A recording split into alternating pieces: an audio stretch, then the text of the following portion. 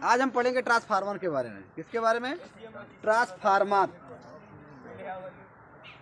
Transformer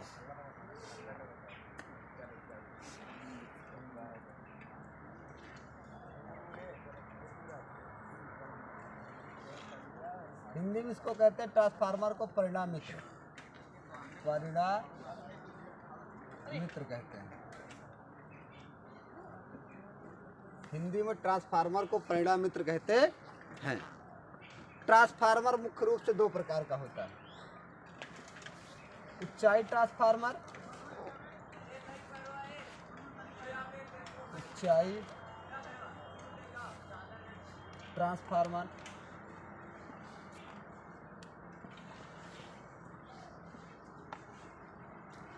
दूसरा है अपचाई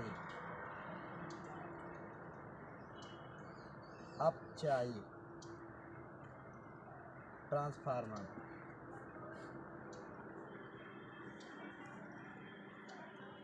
ऊंचाई ट्रांसफार्मर क्या करता है? ये निम्न विभव को उच्च में करता है, निम्न विभव को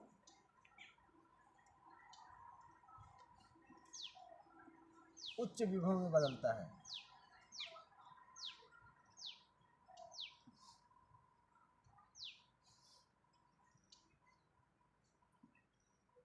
ऊंचाई ट्रांसफार्मर निम्न विभव को उच्च विभव में बदलता है। इसका काम क्या होता है? और ये धारा के मान को कम करता है, धारा को कम करता है।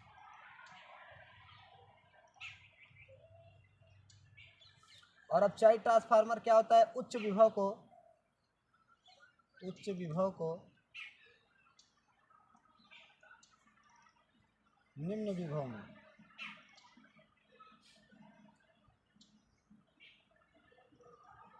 बदलता है।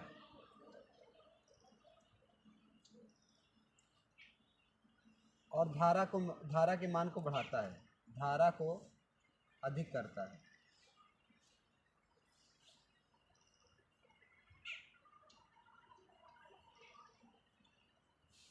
अपचाई ट्रांसफार्मर, ऊंचाई ट्रांसफार्मर ने क्या बताया भैया? निम्न विभव को उच्च विभव में बदलता है और ये उच्च विभव को निम्न विभव में। अपचाई ट्रांसफार्मर को जो चित्र बनता है वो ऐसे होता है।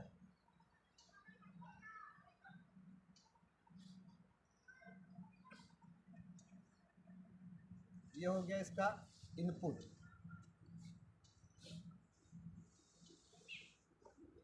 और ये इसका हो जाएगा आउटपुट।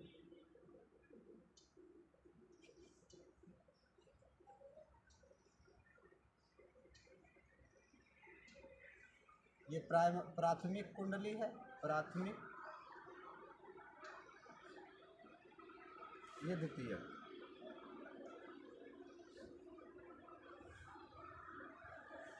तो ये ऊंचाई ट्रांसफार्मर का चित्र बनता है। ट्रांसफार्मर ऐसे बनते हैं, ई के आकार के शेप, ई शेप की पत्तियां होती है, उसको इन्हीं पे रख के क्या किया जाता है? उसमें तार लपेटा जाता है ई आकार का। तो ये इनपुट और ये आउटपुट हो गया। और अपचाई ट्रांसफार्मर क्या होता है ये देख लेते हैं हम। अपचाई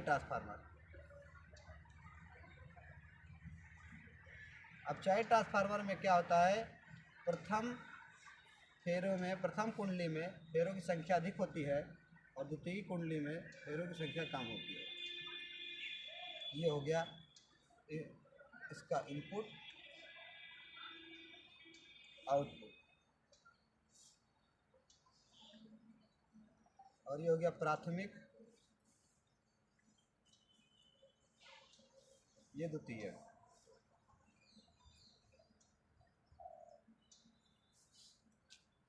तो ये हो गया ऊंचाई ट्रांसफार्मर और अपचाई ट्रांसफार्मर में अंतर विभेद। साथ ही पढ़ लिए, निम्न विभव को उच्च विभव में बदलता है, धारा के मान को कम करता है। मतलब कहने का कि प्राथमिक कुंडली में फेरों की संख्या कम होती है और द्वितीय कुंडली में फेरों की संख्या अधिक होती है। इसमें प्रथम कुंडली में फेरों की संख्या अधिक होती है, द्वितीय कुंडली में फेरों की संख्या कम होती है। ये अपचाई ट्रांसफार्मर क्या करता है? उच्च विभव को निम्न विभव में बदलता है तथा धारा को अधिक कर देता है। और ये क्या करता है? निम्न विभव को उच्च विभव में बदलता है तथा धारा को कम कर देता है। एक ट्रांसफार्मर होता है मोनो ट्रांसफार्मर। कौन सा ट्रांसफार्मर? Mono transformer. उसको देख लेते हैं हम साथ ही में। पर इस पर कुछ गलती गणनाएँ के लिए सूत्र है, उसका भी निगमन करेंगे हम। एक होता है मोनो ट्रांसफार्मर।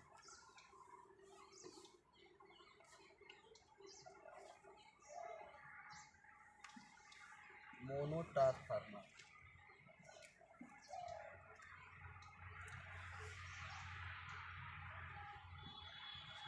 मोनो ट्रांसफार्मर बहुत छोटे छोटे होते हैं, जो बहुत छोटे डिवाइसों में लगे होते हैं, जैसे मोबाइल चार्जर वगैरह होते हैं। इसमें केवल एक ही तार होता है। कितना तार? केवल एक तार होता है।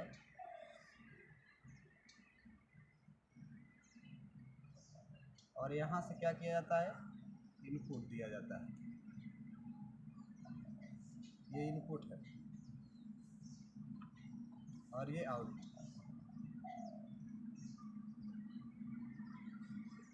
तो ऐसा ट्रांसफार्मर जिसमें केवल एक तार, क्या केवल एक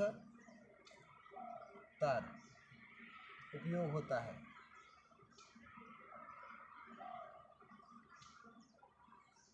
मोनो ट्रांसफार्मर कहलाता है। आपने देखा होगा चार्जर वगैरह में छोटा छोटा लगा रहता है, उसको तोड़ के आप निकालोगे, देखोगे, उसको खोलोगे तो केवल उसमें एक तार होता है। ये हो गया मोनो ट्रांसफार्मर। अब हम देख लेते हैं ट्रांसफार्मर के लिए कुछ गणितीय गणना है। सपोज दैट जो प्राथमिक कुंडली है उसमें सपोज दैट यस ईपी का मतलब प्राथमिक कुंडली में विद्युत वाहक बल ईपी है और फेरों की संख्या एनपी, और इसमें फ्लक्सों की परिवर्तन की दर ही क्या कहलाता है? विद्युत वाहक बल कहलाता है। मतलब फ्लक्सों में परिवर्तन का दर ही क्या कहलाता है? विद्युत वाहक बल कहलाता है। तो कहने का मतलब क्या हो गया कि जितना हम फ्लक्सों की संख्या में परिवर्तन करेंगे वो क्या करता है? विद्युत वाहक बल पे निर्भर करता है। और फेरों की संख्या भी, प्राथमिक कुंडली में फेरों की संख्या हो गई, वो भी क्या करता है? विद्युत वाहक बल पर निर्भर करता है। और ये हो जाएगा आपका ई एस। सेकेंडरी के लिए हम देख लेते हैं N S d phi upon d T. अगर इसका नाम दे दे समीकरण 1, समीकरण 2, हम क्या करें? समीकरण 1 डिवाइड बाई 2। समीकरण 1 से 2 को भाग करेंगे तो ये हो जाएगा E P upon E S बराबर minus N P d phi upon d t upon minus N S d phi upon d t. तो d phi upon d t से कट गया, माइनस माइनस ये कट गया, तो ये हो जाएगा E P upon E S बराबर N P upon N S. तो ये आपका हो गया विद्युत वाहक बल और फेरों की संख्या में संबंध। और आपको पता है, अगर हम देख लें शक्ति, क्या देख लें? शक्ति। तो शक्ति देखेंगे हम इसकी, तो क्या हो जाएगी? इनपुट से शक्ति दी गई, मतलब इनपुट का मतलब पी एस, प्राथमिक कुंडली से दी गई शक्ति, द्वितीय कुंडली। पी का मतलब प्राथमिक कुंडली का पावर, और पी एस का मतलब सेकेंडरी। और ये हो जाएगा पी बराबर होता है वी आई, तो हम यहाँ से वी एस आई एस लिख देते हैं। और ये हो जाएगा ये पी रहेगा वी पी आई पी, और ये वी एस आई एस हो जाएगा। अगर हम इसका भाग कर दें तो ये वी पी अपान वी एस बराबर हो जाएगा I S upon I P. तो एक संबंध ये आ गया, विद्युत वाहक बल और विद्युत विभव और धारा में ये संबंध हो गया। और चूँकि ई क्या होता है? वी होता है, तो अगर हम इसके स्थान पे ई रख दें तो ई हो जाएगा E P upon E S is equal to N P upon N S बराबर I S upon I P. और ये ई पी और ई एस है, इसके स्थान पे अगर हम वी का यूज कर लें तो ये हो जाएगा वी पी अपान वी एस। और ये हो जाता है संबंध। विभव, फेरों की संख्या और प्रवाहित धारा में ये संबंध हो गया आपका यहाँ से। ये ट्रांसफार्मर के लिए कुछ गणितीय गणनाएं हैं। अब हम देख लेते हैं विद्युत मोटर देख लेते हैं, या डायनमो पहले देखेंगे। डायनमो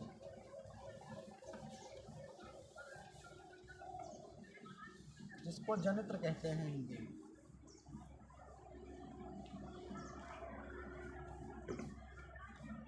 जनित्र अथवा डायनमो, जनित्र या डायनमो।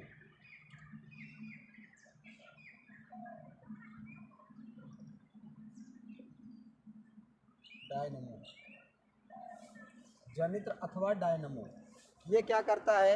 ये यांत्रिक ऊर्जा को विद्युत ऊर्जा में बदलने के कार्य में आता है। डायनमो, इसका सिद्धांत क्या है?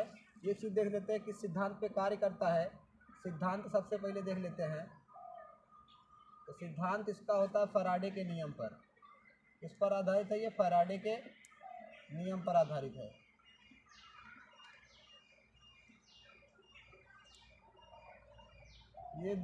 ये चुंबक के दो ध्रुव हैं, एक चुंबक के दो ध्रुव, नॉर्थ साउथ।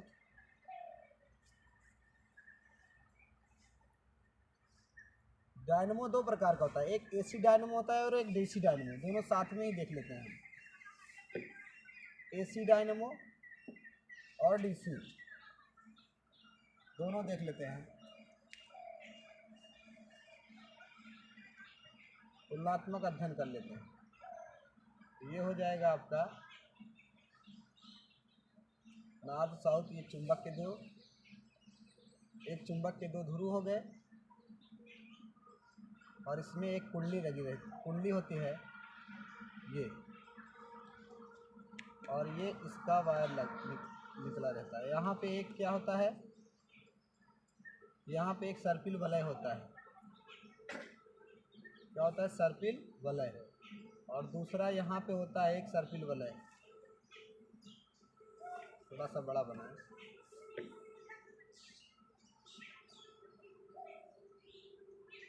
और यहाँ पे एक कार्बन ब्रश होता है, B1 इसको कहते हैं। सर्पिल वलय S1 इधर लिख देते हैं। और एक कार्बन ब्रश इधर होता है, B2। और ये सर्पिल वलय S2 है। यहाँ से एक कनेक्शन यहाँ आता है और एक कनेक्शन ये, और यहाँ पे इसका लोड होता है। लोड का मतलब जो भी हमको जलाना है या जो भी धारा जैसे प्राप्त करनी है, ये इसका लोड होता है। और इसको क्या किया जाता है? किसी सहायता से इसको घुमाया जाता है, किसी भी तरीके से, जैसे टरबाइन वगैरह जिसको कहते नहीं, इसको क्या किया जाता है? घुमाया जाता है। घुमाने का क्या मतलब है कि इस पे हाइड्रो पावर का मतलब जैसे पानी गिरा है या स्टीम भाप से इसको क्या करना रहता है? घुमाना रहता है। जब इसको हम घुमाते हैं तो घुमाने से देखा जाता है कि इसमें क्या हुई? धारा प्राप्त होती है। भाई फ्लक्सों में परिवर्तन होगा, और फ्लक्सों में परिवर्तन के कारण क्या होगी? धारा उत्पन्न होगी। वैसे भी फैराडे ने बताया कि यदि कोई चुंबकीय क्षेत्र पहले से निर्मित हो तो उसमें अगर हम कोई कुंडली लेके आते हैं या कोई कुंडली मतलब स्थिर हो और चुंबक लेके आते हैं तो क्या होता है? विद्युत धारा प्रवाहित होने लगती है। तो उसी के कॉन्सेप्ट पे क्या होता है? इसमें धारा प्रवाहित होना शुरू हो जाता है, तो इसमें धारा प्राप्त होती है। तो ये क्या हो जाता है? अगर इसका हम आरेख खींचे तो एक बार ऐसे धारा प्राप्त होगी, फिर अगली बार अगर हम दोबारा, ये एक बार रोटेट हो गई, जब एक बार रोटेट हो गई तो अब क्या हो जाएगा? देखो इसी में हम थोड़ा सा बदल के बनाएंगे। एक बार रोटेट हो गई मतलब धारा हमको इधर से प्राप्त हो गई। अगर दूसरी बार जब हम इसको घुमाएंगे, जब ये दूसरी बार घूमेगी, भाई ABCD ऐसे था, तो इसको रोटेट किए। जब इसको रोटेट किए, एक बार घुमाए, तो ये मिला हमको धारा। पहली बार में धारा ये प्राप्त हुआ। अब जब इसको रोटेट करेंगे, घुमाएंगे, तो B यहाँ आ जाएगा और A यहाँ आ जाएगा, D यहाँ आ जाएगा और C यहाँ आ जाएगा, है ना? इसमें लपेटे रहते हैं तार। तो क्या होता है? ये इसका स्थान बदल जाता है, तो ये क्या हो जाता है? ये इधर धारा प्रवाहित होने लगती है, और ये जो होता है ये सर्पिल वलय ये इधर चला जाता है। ये हो जाएगा आपका इधर, है ना? कुल मिला के ये इधर हो जाएगा और ये आ जाएगा इधर, ये आ जाएगा इधर और ये इधर हो जाएगा। तो कहने का मतलब एक बार ये इधर हो जाएगा और ये इधर हो जाएगा।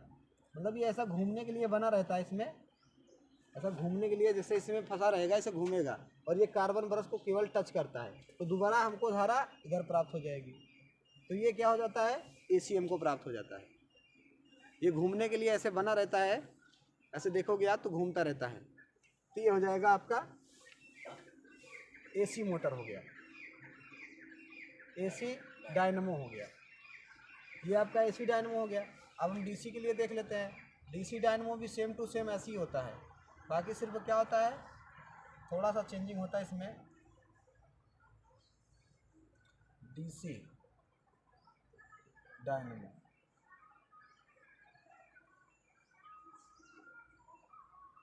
DC डायनमो ये है।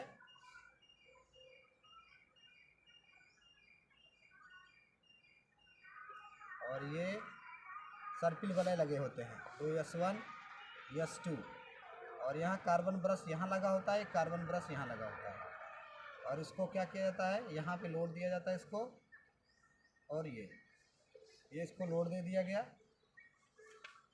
ये हो गया। और ये इसको घूमने के लिए ऐसी व्यवस्था होती है। और यहाँ इसको घुमाने के लिए कोई व्यवस्था होती है, जैसे घुमाने के लिए इसको क्या किया जाता है, कोई व्यवस्था कर देते हैं कि ये घूमे। जब ये घूमता है तो क्या होगा, ये यहीं पे, ये हो गया नॉर्थ, ये हो गया साउथ, तो यहीं पे घूमेगा। तो भाई एक बार इधर, एक बार इधर ये क्या करेगा, टच करेगा, तो एक बार हमको इधर धारा प्राप्त होगी, फिर अगली बार इधर टच करेगा तो इधर से प्राप्त होगी। तो इसलिए क्या, DC जो डायनमो होता है वो ऐसे धारा हमको प्राप्त कराता है, इसलिए ये DC डायनमो होता है ना। और DC डायनमो का ज़्यादा, भाई DC करंट का ज़्यादा यूज नहीं होता, ज़्यादा करके AC का ही होता है। तो ये हो गया DC डायनमो और AC डायनमो। इसमें क्या होता है, अगर ये सर्किल वाला, ये जो घूमता है वाला, ये जो कुंडली है जब ये घूमती है तो एक बार इधर टच होता है, एक बार इधर कार्बन ब्रश में, तो एक बार हमको धारा इधर से प्राप्त होती है, एक बार धारा इधर से प्राप्त होती है। और ये ऐसे ही चलता है। और ये एक बार ऊपर एक बार नीचे, क्योंकि एक बार कुंडली घूम गई तो एक बार ये इधर हो जाएगा, एक बार इधर हो जाएगा। तो ये AC और DC डायनमो है। तो आज के लिए इतना है, अब हम आगे नेक्स्ट वीडियो में पढ़ेंगे।